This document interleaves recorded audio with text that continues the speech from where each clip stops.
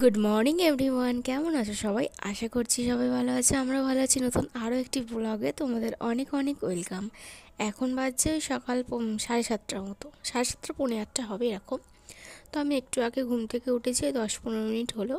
হয়ে ব্রাশ করে এই মায়ের কাছে এলাম। মা চা বানাচ্ছে। তো দিদি চা খেয়ে বেরোবে, কারণ ডাক্তার দেখাতে এসেছিলো। তো দিদি একা যাবে। তো বললো একটুখানি মুড়ি মাখা হোক, সবাই মিলে খাওয়া হোক, কারণ মা তো মানে দিদির বাড়িতে যেতে অনেকটা সময় লাগবে, তাই জন্য। আর গুজুকে রেখে গেছে। তো দিদি পরের সপ্তাহে আবার আসবে ডাক্তার দেখাতে, তাই জন্য গুজু আছে। গুজুর যেহেতু স্কুল ছুটি, তাই জন্য গুজু আছে আমাদের সাথে। তো দেখো এখানে এখন বেগুনি করা হচ্ছে।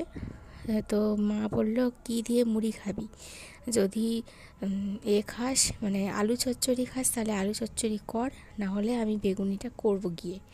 তো আমি ভাবলাম যে দেখো আলু চচ্চড়ি করতে গেলে আমার ভিডিও এডিটও হবে না, ভয়েস দেওয়াও হবে না, তাই ভাবলাম বেগুনিই খাই। আলু চচ্চড়ি তো যখন তখন করে নিতে পারবো, তবে এরকম বেগুনি আমি বানাতে পারি না।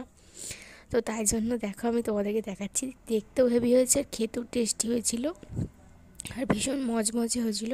পুরো যেন দোকানের বেগুনি খাচ্ছি এরকমটা মনে হচ্ছিল। তো তাই জন্য আমি বললাম যে তুমিই করো বেগুনিটা। তারপরে দেখো আজকে রান্নার জন্য চিংড়ি মাছ নেওয়া হয়েছে। তো চিংড়ি মাছটা মা বলল টিফিন খাওয়া হয়ে গেলে চিংড়ি মাছটা বেছে দে। তো আমি যেহেতু এই মাছটা বাছতে পারি, তাই জন্য এই মাছটা নিয়ে চলে এলাম। অন্য কোনো মাছ হলে আমাকে বাছতে বলে না, কারণ জানে আমি তো পারি না। তো তাই জন্য শুধু এই মাছটাই পারি বলে এই মাছটা আমাকে বাছতে দিল। তো বেছে দিচ্ছি এখন। আর এখানে দেখো মা এখন সবজি কাটছে। তো আমি কিন্তু ওদিকে বসে মাছ বাছছিলাম, আর মা এখানে সবজি কাটছিল। তাই গুজু কী করেছে, অনেকক্ষণ থেকে এই সবজি কাটাটা তুলেছে। আমি ভাবলাম যে যেহেতু অতক্ষণ ধরে তুললো, তাই কাট করিনি কোনো কিছুই, সমস্ত কিছু স্পিডে করে দিয়েছি। তোমরা পুরোটাই দেখতে পাবে। তো মা দেখো এখানে পালং শাক রান্না করবে। পালং শাক, ফুলকপির ডাঁটা, তারপরে লাউ শাকের ডাঁটা, সমস্ত কিছু সবজি দিয়ে, বেগুন দিয়ে, আলু দিয়ে, শিম দিয়ে একটা তরকারি করবে। তো সেটাই এখন কাটলো আর কি ওইদিকে। আর এখানে দেখো মাংসের জন্য রেডি করছে। তো প্রথমে ধনেপাতা দিল অল্প করে, যেটুকুনি ছিল আর কি, না দেওয়ার মতো। তো দিল। তখন দেখো টমেটো দিচ্ছে। টমেটোটা দেওয়ার পরে এখন পেঁয়াজ কাটবে। পেঁয়াজের পরে ওদিকে আদা রসুনটা বাটবে। তারপরে মাংসগুলো তুলে নিয়ে ভালো করে আদা রসুন বাটা, নুন, লঙ্কা, হলুদ যা যা লাগে সমস্ত কিছু দিয়ে ম্যারিনেট করে রাখবে। মা কিন্তু পেঁয়াজটা ভাজে না, দেখো এতেই দিয়ে দেবে। আর মাংসগুলো ধুয়ে এতেই তুলে নেবে। আর মা না বলে যে মাংস বেশি ধুলে নাকি টেস্টটা নষ্ট হয়ে যায়, মাংস আর ইলিশ মাছ নাকি বেশি ধুতে নেই। কিন্তু আমি তো বেশি না ধুয়ে পারবোই না, কারণ আমার না কেমন কেমন লাগে। তো তাই জন্য আমি অনেক করে ধুয়ে ফেলি, তাই জন্য হয়তো টেস্টটা এরকমটা হয় না। তবে মা রান্না করলে মায়ের মতন আলাদা রকম টেস্ট হয়।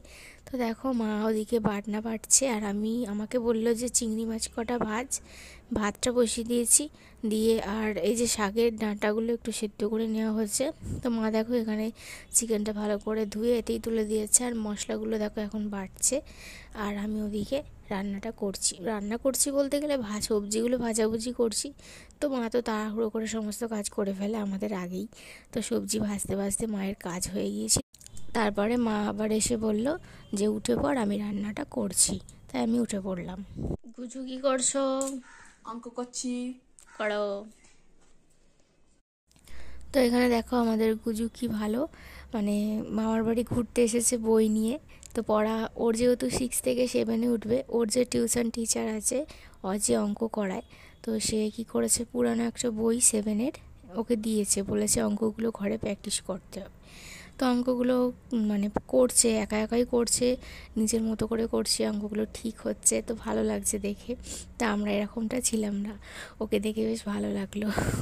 তো যাই হোক, এখানে দেখো মা এখন খেতে বেড়ে মানে খাবারটা বেড়ে দিয়েছে আর কি আমাকে, গুজুকে। আর মা বাড়ছে। আর রুদ্র খালি ঘর থেকে আসতে দেরি করে, তাই জন্য ও লাস্টে মানে আমাদের খেতে খেতে চলে এসেছিলো আর কি, মানে ওর খাবারটা তুলে রেখে আমাদেরগুলো বেড়েছে। আর মা দেখলে ওদিকে কি মানে মাখছিল, উচ্ছে আলু ভাতে মাখছিল। আর ওই যে শাকের সবজিটা হয়েছে, আর সাথে করেছে চিকেন। তো এই হয়েছে রান্না বান্না। তো খাওয়া দাওয়াটাও করে নিলাম, নিয়ে এখন বিকালবেলা দেখো মা এখানে পিঠে বানাবে, তার জন্য পিঠের মানে চাল গুঁড়িয়ে রাখছে। মা হাতেই সমস্ত কিছু করে আর অনেক করে চাল গোড়ায়, তবে আজকে শুধু গুজু আছে আমি আছি বলে করলো আর কি, নাহলে এখন করতো না পিঠে।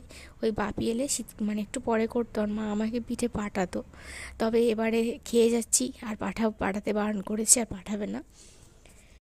তবে আমার আবার কুলি পিঠে খেতে বেশ ভালো লাগে, কিন্তু ঝাল ঝাল, সেটা মিষ্টি পিঠে না, মিষ্টি বলতে গেলে নারকেল দিয়ে পিঠে না। তবে রুদ্রা বলে ওর নারকেল দিয়ে পিঠেটা খেতেই বেশি পছন্দ। তো আমি গুজু মা তিনজনে মিলে রাত্রে তো পিঠেই খেয়েছি, আর 2 পিস মাংস আর ঝোল ছিল, সেই দিয়ে রুদ্র আবার মুড়ি খেয়েছে রাত্রিবেলা। তো ও ভেবেছিল মা যে ও খাবে, তো দেখছি খাওয়ার সময় বলছে আমি খাবো না, একটুখানি একটা খেয়ে আর খাইনি। তো তাই জন্য মা বললো তাহলে কী হবে, মাংসর ঝোলটা দিয়ে মুড়ি খেয়ে নাও। তো মাংসর ঝোলটা আবার আমাকে দিয়ে গরম করাতে গেছে, আর আমি গরম করতে গিয়ে হাফ তো ফেলেই দিলাম। সবাই মিলে আমাকে বকা দিল যে মাংসের ঝোলটা এরকমভাবে ফেলে দিলি। তো আমি দেখো ছানাশি দিয়ে ধরতে পারিনি, হাত ফসকে পড়ে গেছে, কি করব বলো, আমারও কোনো দোষ নেই। তো যাই হোক, এই খাওয়া দাওয়া হলো রাত্রিবেলা। আর পিঠে বানিয়েছি, তোমাদের সাথে শেয়ার করা হয়নি পিঠেগুলো কেমন দেখতে হলো। তো যাই হোক, নেক্সট টাইম যদি যাই শেয়ার করব পিঠেগুলো কেমন দেখতে হয় আর কি। আমরাই নিজেরাই তিনজনে মিলে বানিয়েছি, গুজুও হাত লাগিয়েছিল পিঠে বানানোর ক্ষেত্রে। তো আমরাও যখন ছোট ছিলাম, মা যখন বানাতো, তো মায়ের সাথে সাথে মানে করতে করতে শিখে গেছি আর কি, যে পিঠে কীভাবে বানাতে হয়, মুড়তে হয়, সবটাই শিখেছি। তো তাই জন্যই এখন করতে পারি আর কি। তো গুজুও আস্তে আস্তে শিখে যাচ্ছে। তো যাই হোক, আজকের ভিডিওটা এখানেই শেষ করলাম। সবাই ভালো থেকো, দেখা হবে কালকে নতুন ভিডিওর সাথে, নতুন একটা সকালে। আর ভিডিওটা যদি কিছু ভালো লেগে থাকে তাই চ্যানেলটিকে সাবস্ক্রাইব করে দিও। তো চলো, টাটা।